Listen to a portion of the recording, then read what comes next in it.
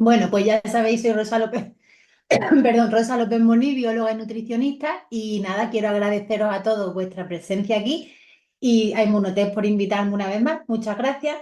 Y nada, dicho esto, pues vamos a empezar vamos a hablar de algo que seguro que nos interesa a todos, como ya nos ha explicado muy bien. Y bueno, pues la salud digestiva puede estar influyendo en muchas cosas, en tu estado de ánimo, en tu energía e incluso en cómo funciona tu cerebro, ¿no? Que es lo que nos va a llevar hoy el tema. Y vamos a centrarnos pues, en esta molécula fascinante que todos conocemos, que es muy poderosa, el glutatión, porque cuando cuidamos nuestro intestino y entendemos este equilibrio, se va a notar todo en nuestro cuerpo y en nuestra mente. Vale, dicho esto, pues vamos a hablar un poquito que la salud digestiva y la salud mental están profundamente conectadas. Todos hemos oído hablar eso de intestino, ese eje intestino-cerebro, ¿no? Intestino segundo cerebro. Bien, pues se estima que más del 40% de la población sufre problemas de depresión o ansiedad en algún momento de su vida y que como un 70% va a sufrir trastornos digestivos, mientras que los trastornos de salud mental afectan a más del 20% de las personas a lo largo de su vida. Bien, la evidencia muestra que existe esa comunicación bidireccional entre el sistema nervioso central, nuestro cerebro, y el sistema digestivo. Mandamos señales tanto de abajo a arriba como de arriba a abajo, y parece ser que se mandan más señales desde abajo a arriba que de arriba a abajo. Así que yo muchas veces me pregunto que cuál es realmente el primer cerebro, ¿no? Esta comunicación está mediada por factores como la microbiota intestinal, que es lo que llamábamos antiguamente la flora intestinal, que ahora le llamamos microbiota, que es el conjunto de microorganismos que viven en nuestro intestino, bacterias, arqueas, protozoos, helmintos, todos, ¿no? Virus, todos los microorganismos.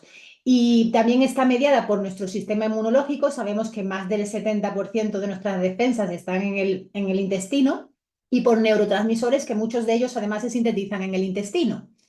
En esta charla vamos a poner el foco en el glutatión porque es esta molécula antioxidante y desintoxicante, que no se nos olvide clave, que actúa como un puente entre el equilibrio intestinal y el bienestar mental. El eje intestino-cerebro pues, es un sistema complejo de comunicación que implica pues eso, muchas señales neuronales, sistema inmune, como hemos dicho, endocrinas, también las hormonas. Y la microbiota intestinal influye mucho en esta relación a través de la producción de metabolitos muy interesantes, como por ejemplo el ácido butírico, que es un ácido graso de cadena corta con propiedades antiinflamatorias y muy importante para prevenir las enfermedades mentales. Neurotransmisores como el GABA, la dopamina, la serotonina, que por cierto el 90% de la serotonina ya sabemos que se produce en el intestino, que además es la precursora de la melatonina. Muchas veces no dormimos bien porque la melatonina ayuda un poquito a que regulemos ese sueño, ¿no? No es un somnífero, pero hace que nuestro sueño sea más reparador. Entonces, si nuestro intestino no está bien, pues muchas veces pues ni podemos descansar bien. Y también la microbiota también va a influir en esta modulación de la barrera hematoencefálica. La barrera hematoencefálica es pues un sistema de defensa del cerebro. Aquí no va a entrar cualquier cosa. Entonces tenemos esa barrera y a veces pues pueden pasar algunas cosas beneficiosas, pero otras no. El problema es cuando se daña esta barrera y empiezan a entrar cosas que no son beneficiosas como metales pesados, bacterias, cuando tenemos una permeabilidad intestinal aumentada. La disbiosis, que es un término que significa una alteración de esa microbiota, cuando estamos en equilibrio decimos que tenemos una eubiosis intestinal, es un término simplemente, y cuando está desequilibrada, pues le vamos a llamar disbiosis. Pues cuando hay una disbiosis, está desequilibrada, se ha relacionado con síntomas como ansiedad, depresión, niebla mental, alteraciones del sueño, como acabamos de decir, y eso está respaldado por muchos estudios clínicos. Pasamos a la siguiente. Cuando la barrera intestinal se ve comprometida, síndrome de intestino permeable, no, perdón, no tenía que pasar todavía, vale, pues hay moléculas, no solo los metales, los lipopolisacáridos, que son pues unas cositas que tienen las bacterias gram negativas en sus membranas, que son capaces de atravesar la mucosa intestinal y van a llegar a sangre. Lo que llega a sangre es capaz de llegar a cualquier parte de nuestro cuerpo. Entonces eso activa el sistema inmune. Aquí están entrando sustancias tóxicas y esto va a generar una inflamación sistémica con la producción de, obviamente, radicales libres. Siempre que tenemos inflamación, vamos a tener radicales libres. Y ya sabemos que el glutatión ayuda mucho como antioxidante maestro y ayuda mucho también como antiinflamatorio. Perdón, que tengo un poquito de tos. Bebo un poquito de agua. Entonces, todo esto lo que va a hacer es activar el sistema inmune, esa inflamación sistémica, y va a eso, a producir muchos radicales libres. Entonces aquí entra el glutatión, que es el antioxidante maestro, para contrarrestar todo este estrés oxidativo y que no se dañen nuestras células y tejidos. La neuroinflamación asociada a esta cascada, pues también se ha relacionado con trastornos neurológicos y con trastornos del estado de ánimo. Que uno esté más triste también puede depender de una inflamación digestiva que es capaz de inflamar, pues, todo el cuerpo, porque al llegar a sangre somos capaces de inflamar muchas cosas más. Y para contrarrestar toda esta cascada inflamatoria, ahora sí vamos a pasar la diapositiva, pues tenemos a nuestro antioxidante maestro, que es el glutatión, que como todos sabéis ya, yo imagino, es un tripéptido, tres aminoácidos, tres perlitas que se unen, que son glicina, cisteína en el centro, el aminoácido protegido por los otros dos, y glutamato.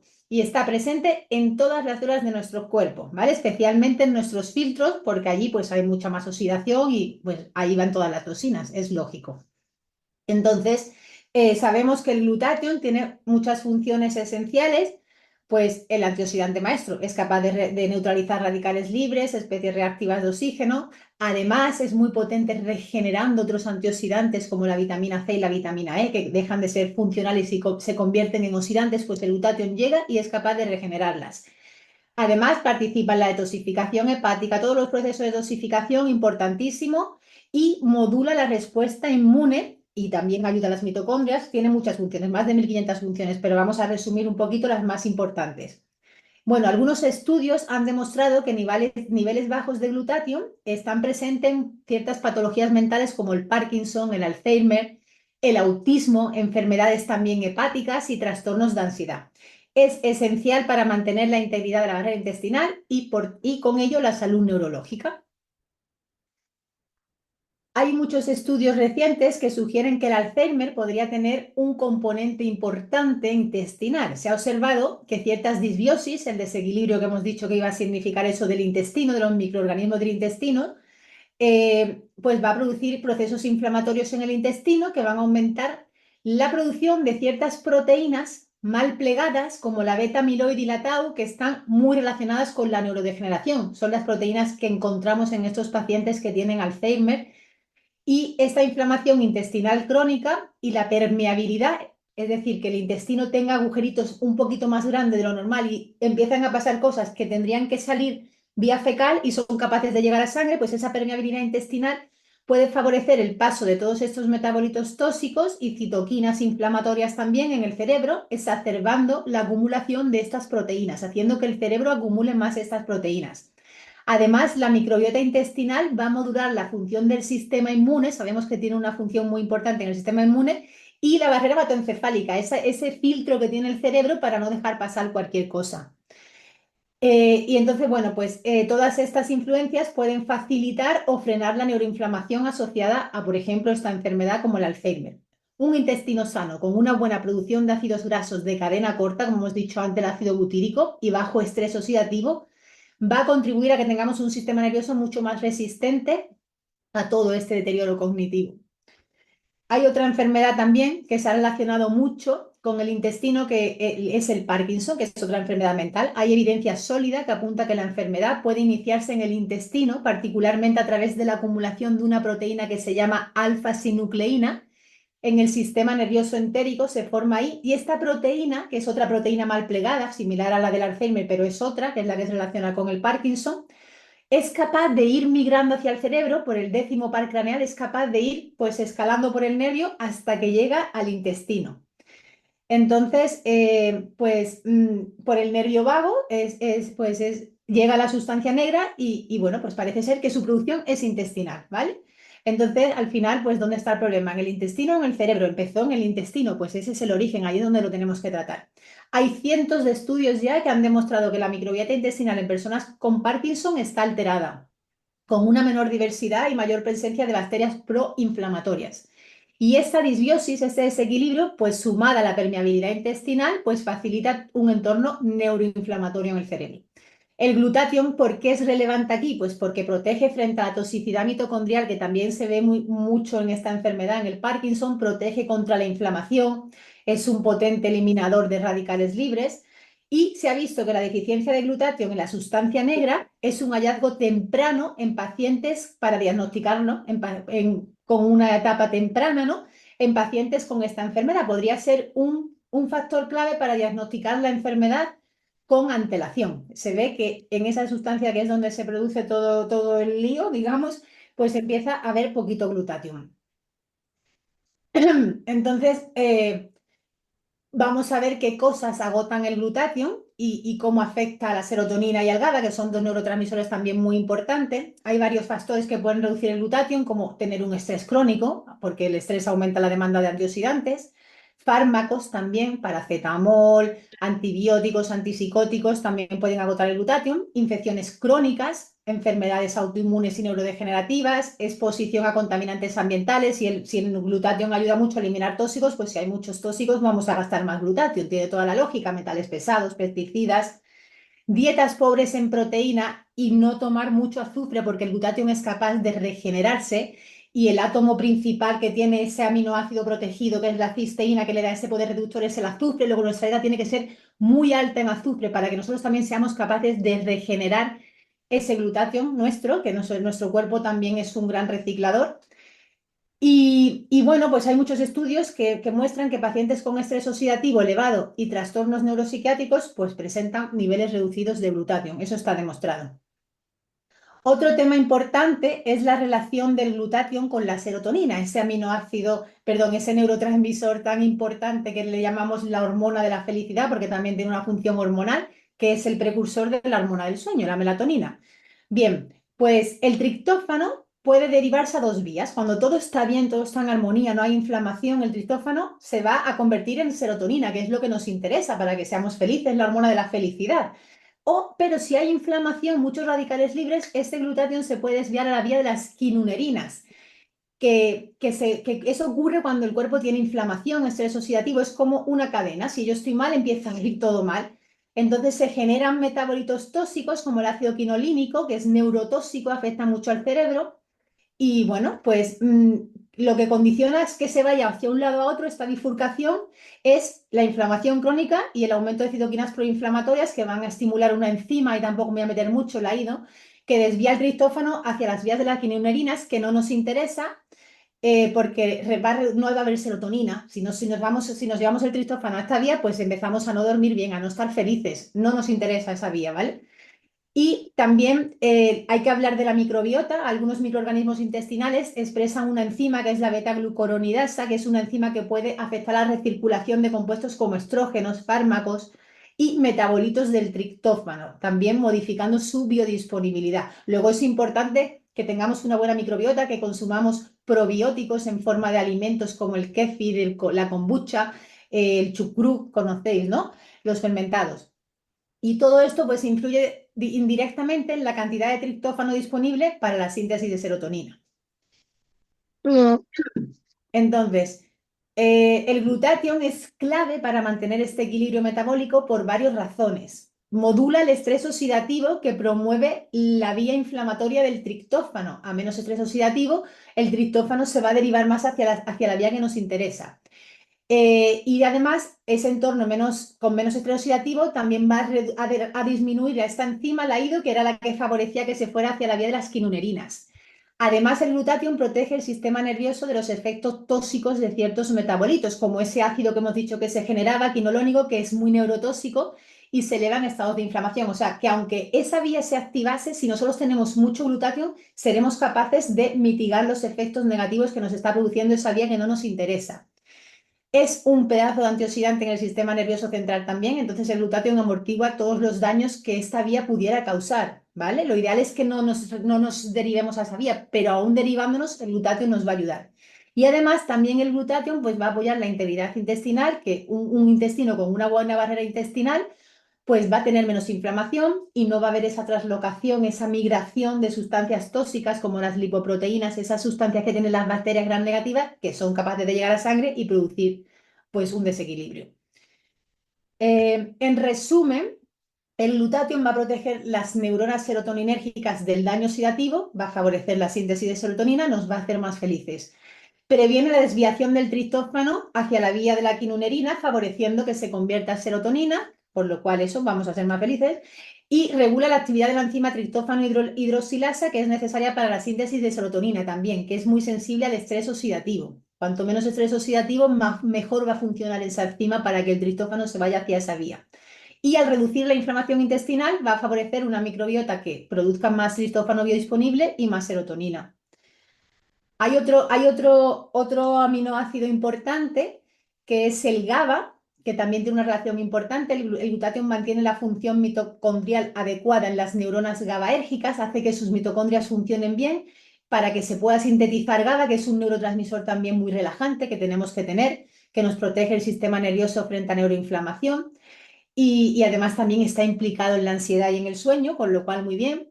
Además, va a proteger el sistema nervioso, el GABA, de la neuroinflamación, perdón, el GABA no, el glutatión, que afecta a la regulación del GABA, y entonces va a mejorar pues, que estemos más relajados, que tengamos menos ansiedad. Cuando hay mucho estrés oxidativo, también se puede inhibir la enzima glutamato descarboxilasa, que es la responsable de transformar el glutamato, que es tóxico, en GABA. Entonces, el glutatión va a regular este equilibrio y va a hacer que no se acumule glutamato, que es muy citotóxico, afecta a muchas células, lo va a derivar a la síntesis del GABA. Al equilibrar el sistema redox, el sistema antioxidante, pues el glutatión va a favorecer la síntesis y función de neurotransmisores inhibitorios como es el GABA, y hay muchos estudios ya que lo demuestran.